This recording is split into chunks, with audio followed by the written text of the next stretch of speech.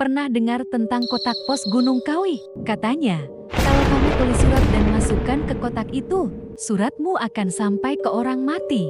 Tapi ada satu aturan, jangan pernah menulis namamu di dalamnya. Karena jika kamu melanggar, dia akan tahu siapa yang memanggilnya kembali. Namaku Dara. Aku seorang mahasiswa jurusan antropologi di Malang. Semester lalu, aku meneliti budaya lokal dan mitos urban di sekitar Jawa Timur untuk tugas akhirku. Salah satu cerita paling aneh yang aku temukan adalah tentang sebuah kotak pos tua di lereng Gunung Kawi. Konon, kotak itu adalah jembatan antara dunia kita dan alam kematian. Orang-orang desa bilang, kalau kamu kehilangan seseorang dan masih punya kata-kata yang belum sempat disampaikan, tulislah surat. Tapi, jangan tulis namamu, jangan tulis alamatmu, dan jangan sekali-kali berharap balasan. Awalnya aku kira ini hanya dongeng tua, sampai aku bertemu Bu Sulastri, juru kunci setempat. Dia bilang, dulu banyak yang menulis surat, berharap arwah orang tercinta datang. Tapi sekarang, tak banyak yang berani, karena beberapa tidak pernah kembali setelah mengirim. Beberapa hari kemudian, aku memberanikan diri pergi ke tempat itu. Jalannya sempit dan berkabut. Kotak posnya tua, berkarat, dengan ukiran Jawa kuno yang hampir hilang termakan lumut.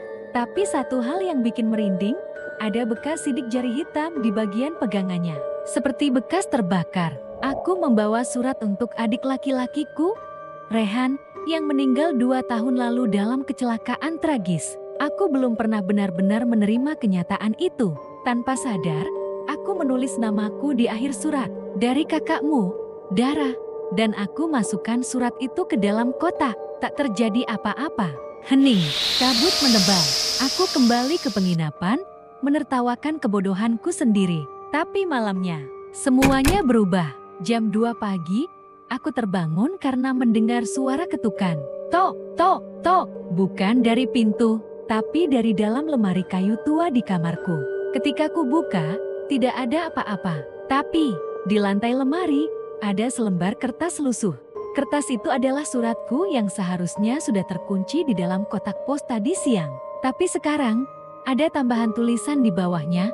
Aku juga kangen, Kak. Sekarang aku tahu kamu di mana. Rehan, tulisan itu bukan tulisanku. Tapi aku sangat hafal tulisan Rehan. Sejak malam itu, aku mulai mendengar suara langkah kecil di lorong hotel. Padahal penginapan itu hanya dihuni 2 orang tamu. Aku mulai mencium aroma khas sabun bayi yang biasa dipakai Rehan. Lalu aku mulai melihatnya. Sekilas, bayangan kecil duduk di kursi. Sosok anak laki-laki berkaos merah, dengan wajah penuh luka kecelakaan. Setiap malam, dia semakin dekat. Setiap pagi, aku temukan sesuatu miliknya, sepatu kecil, buku tulis SD, bahkan mainan lamanya. Tapi yang paling mengerikan adalah tanda hitam terbakar di suratku semakin membesar. Seolah-olah surat itu dimakan api dari dunia lain. Aku kembali ke Gunung Kawi, membawa surat itu dan menemui Bu Sulastri. Dia langsung pucat. Kamu tulis namamu ya? Aku mengangguk. Dia sekarang tahu siapa yang memanggilnya kembali.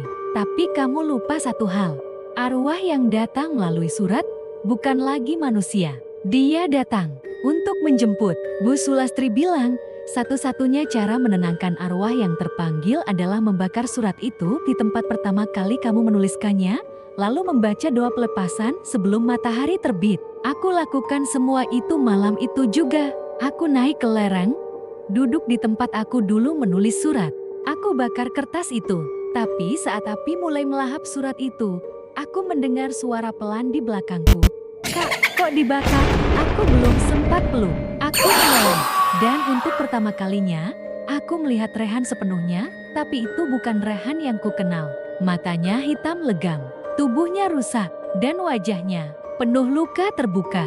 Aku lari, terjatuh, dan tak sadarkan diri. 3 bulan kemudian, aku sudah kembali ke kota. Tugas akhirku kuanggap gagal. Tapi yang paling mengganggu, setiap malam jam 2 pagi, aku masih mendengar ketukan lembut di lemari. Dan aroma sabun bayi itu masih tercium di kamarku. Kadang aku pikir, mungkin surat itu tidak sepenuhnya terbakar. Mungkin dia masih mencariku.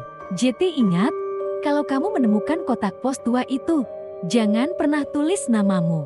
Karena jika kamu melakukannya, dia akan tahu siapa yang memanggilnya. Dan arwah yang datang bukan lagi saudaramu,